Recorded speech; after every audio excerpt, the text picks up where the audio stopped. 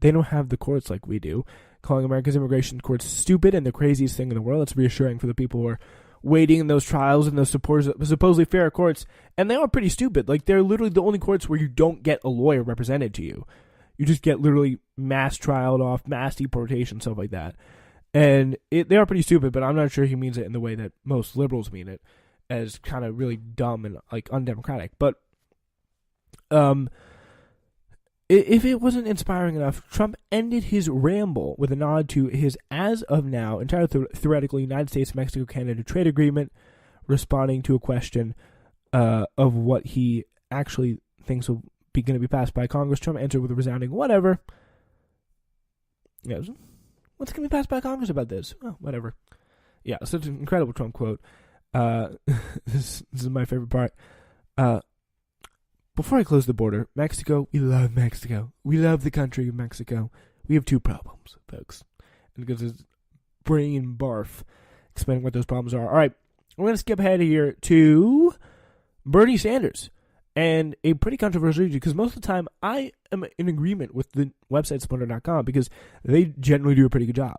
But this article filed by Catherine Kruger about Bernie Sanders saying the 2020 race is young. But Senator Bernie Sanders is sitting pretty in early polls and fundraising numbers, the best imperfect metrics we have at this point. He's also making the right people irrationally angry, which is my own metric of choice. Check, check, check, check. I agree. So where's she going to go wrong? Let's see. So it's puzzling why he would feel the need to go on Fox News for a town hall event, but that's what he's doing. It's taking place on April 15th in Bethlehem, Pennsylvania, as Politico reported on Wednesday. The network's Martha McCallum and Brett Baer will host the program. Essentially, Bader tweeted support for Tuesday for Jeanine Pirro, who was briefly suspended for her naked Islamophobia. She said this 2 days ago. He said, quote, "Congrats at Judge Jeanine on a big Saturday ratings win." Ooh, if you want to say what Islamophobia you're doing. But yeah, again, there is a lot of debate about this. It's Bernie Sanders is going to do a town hall on Fox News. A lot of people are like, "Oh, don't do that, Bernie." But like, honestly, I don't think it's like they're not gonna. It's not like it's Tucker Carlson. I do kind of get the point of Tucker Carlson because it's just such an awful, repulsive human. By the way, if you haven't seen it, I highly recommend search up Vox Strike Through, about the new Strike Through they did about Tucker Carlson on YouTube. You can find it on there. It is very, very. Essentially, it's like the essence of what Tucker Carlson is. But yeah, the town hall. Back to this town hall is going to focus on economy and jobs. The economy and jobs, the only issues people care about.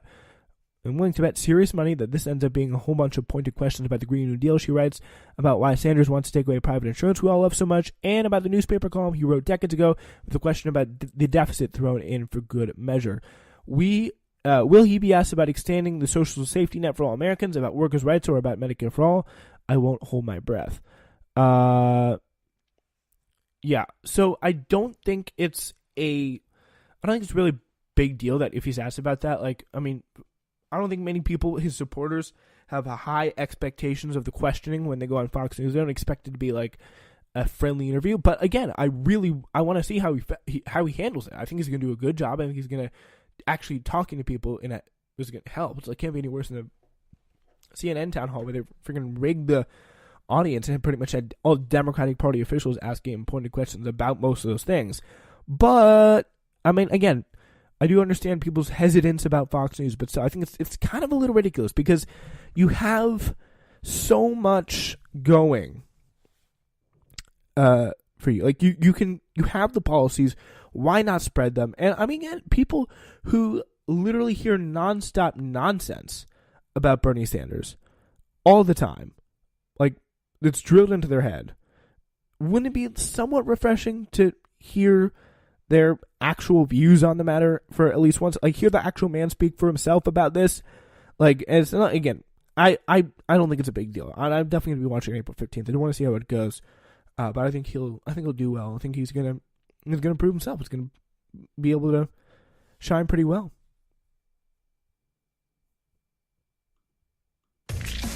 Ladies and gentlemen, you've made it to the end of our 300th episode. Can you believe that? 300 episodes of Newsflash. What a milestone. What a landmark. As of this recording, ladies and gentlemen, you, the people, have listened to our show a grand combination of over 20, so approximately 20,600 times. Wow, that's incredible. I think 20,700 actually. But yeah, thank you so much for your support.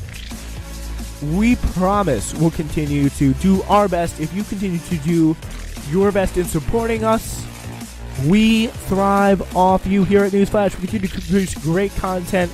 Really appreciate all the support, all the great memories, all the great interviews we've had, all the great discussions, all the stories that we've broken. Oh, it's been fun, ladies and gentlemen. Really, really appreciate it.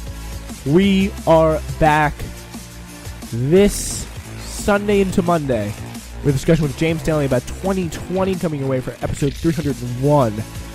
What a big deal. 300. Here's to 300 more. It's Newsflash.